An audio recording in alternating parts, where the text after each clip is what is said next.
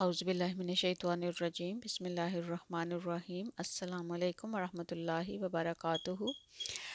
فتح مکہ کے موقع پر حضور پاک صلی اللہ علیہ وآلہ وسلم نے اگرچہ عام معافی کا اعلان کیا تھا، لیکن اس کے باوجود کچھ لوگ ایسے تھے جنہیں آپ صلی اللہ علیہ وآلہ وسلم نے حکم فرمایا تھا کہ ان کو قتل کر دیا جائے، یہاں تک کہ اگر ان میں سے کوئی خانہ کعبہ کا پردہ بھی پکڑ کر کھڑا ہو جائے اسے بھی قتل کیا جائے۔ اب واقدی کہتے ہیں کہ ان میں 4 مرد اور 2 عورتیں تھیں، اور ابن اسحاق اور ابن سعد جو ہیں انہوں نے نام دیے ہیں، اور یعنی سیرت کی زیادہ تر کتابوں میں ان کی تعداد 6 سے 9 تک بتائی ہے، اور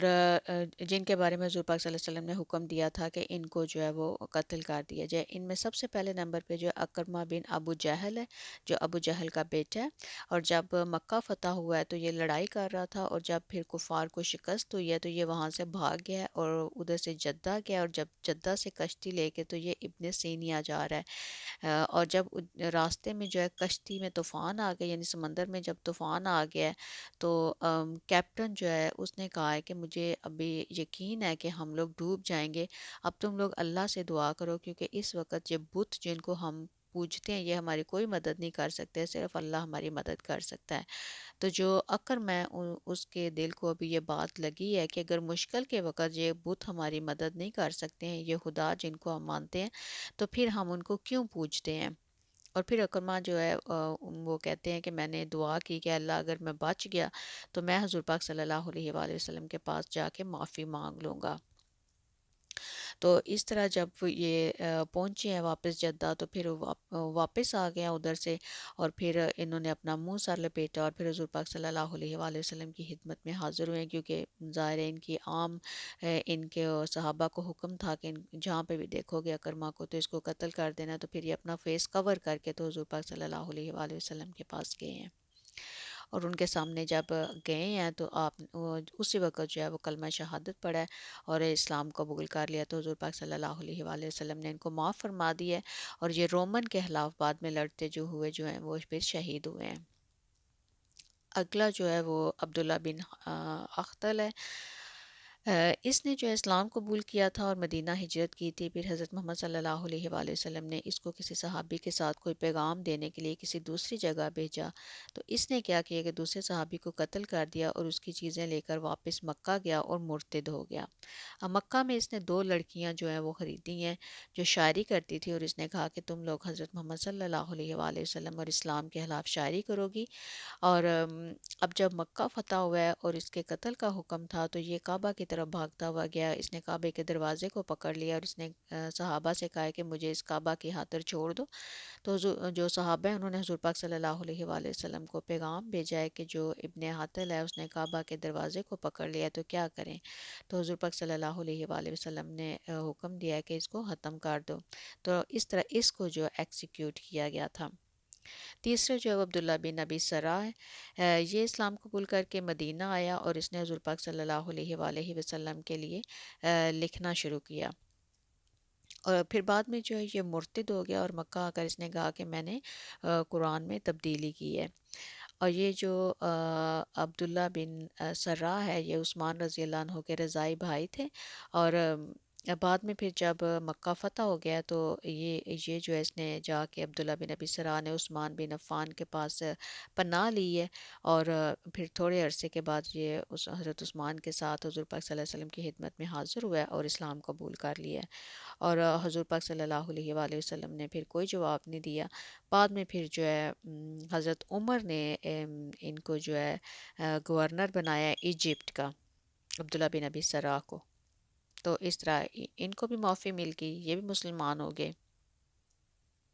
اس طرح 2 عورتیں جو فرتانہ اور سارہ جو شاعری کرتی تھیں، ان میں فرتانہ کو جو ہے وہ ایکسیکیوٹ کیا گیا تھا، اور جو سارہ ہے اس نے معافی مانگ لی تھی اور پھر اس کو معاف کر دیا گیا تھا،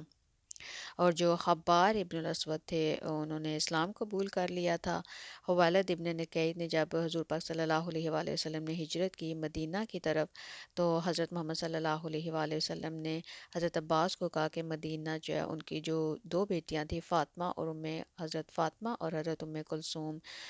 کہ ان کو لے کے تو مدینہ آنا ہے۔ اب وہ جب ان کو لے کے آ رہے تھے، وہ سواری کے اوپر تھی، تو یہ جو خویلد ہے، اس نے ان کو روکنے کی کوشش کی تھی، جس سے وہ پھر سواری کے اوپر سے گری تھی۔ تو پھر اس کو خویلد جو ہے اس کو پھر ایکسیکیوٹ کیا تھا حضرت علی نے۔ اور جو خبار ابن الاسود ہے، انہوں نے جب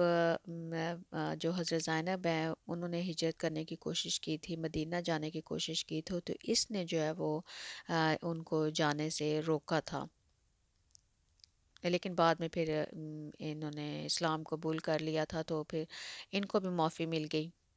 اور ان میں پھر جو ایک جو ہے وہ وحشی تھا جس نے حضرت حمزہ کو شہید کیا تھا، یہ طائف چلا گیا تھا، اور جب پھر طائف کے لوگوں نے اسلام قبول کیا تھا تو پھر اس نے بھی جو ہے وہ اسلام قبول کیا تھا ان کے دوسرے لوگوں کے ساتھ۔ اور پھر حضور پاک صلی اللہ علیہ وآلہ وسلم کے پاس جب ان کا وفد آیا تو ان میں وحشی بھی تھا۔ اب یہ جو واقعہ جب حضرت محمد صلی اللہ علیہ وآلہ وسلم کے سامنے یہ آیا ہے، تو آپ صلی اللہ علیہ وآلہ وسلم نے اس سے پوچھا ہے کہ تم مجھے بتاؤ کہ تم نے حضرت حمزہ کو کیسے شہید کیا ہے۔ یہ بات جو ہے یہ فتح مکہ کے 1.5 سال کے بعد جو ہے پھر وہ حضور پاک صلی اللہ علیہ وسلم کے سامنے آیا ہے۔ تو جب اس وقت حضور پاک صلی اللہ علیہ وآلہ وسلم نے پوچھا کہ تم نے حضرت حمزہ کو کیسے شہید کیا تھا، تو پھر اس نے جب بتایا تو حضور پاک صلی اللہ علیہ وسلم اتنا رویا کہ آپ کی جو داڑھی مبارک ہے وہ آنسوں سے تار ہو گئی تھی۔ تو آپ صلی اللہ علیہ وآلہ وسلم نے فرمایا ہے کہ تمہیں میں نے معاف کر دیا ہے، لیکن تم مجھے اپنا کبھی چہرہ نہ دکھانا، تم یہاں سے چلے جاؤ۔ تو ان میں کتنے ہو گئے ہیں؟ ایک اکرمہ بن ابو جہل، عبداللہ ابن حتل، عبداللہ بن ابی سراح، 3 ہو گئے۔ چوتھی فرتانہ اور سارا جو 2 بہنیں شاعری کرتی تھی وہ، اور ایک ہو گیا خبار ابن الاسود 6، خویلد ابن نقیت 7، اور ویشی جو ہے وہ 8، اور ایک جو مکیاس ابن سبابہ، ایک صحابی نے جو ہے اس کے بھائی کو قتل کیا تھا، تو پھر یہ انتقام لینے کے لیے مسلمان بن کے مدینہ آیا تھا، اور اس نے اس صحابی کو شہید کیا اور واپس چلا گیا، تو اس کو پھر جو ہے وہ ایکسیکیوٹ کیا گیا تھا۔ یعنی جو ٹوٹل 9 تھے جن کو حضور پاک صلی اللہ علیہ وسلم نے حکم دیا تھا کہ ان کو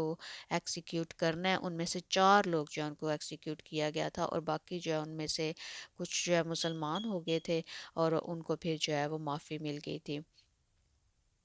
یعنی کہ اتنے زیادہ کفار میں سے صرف جو ہے وہ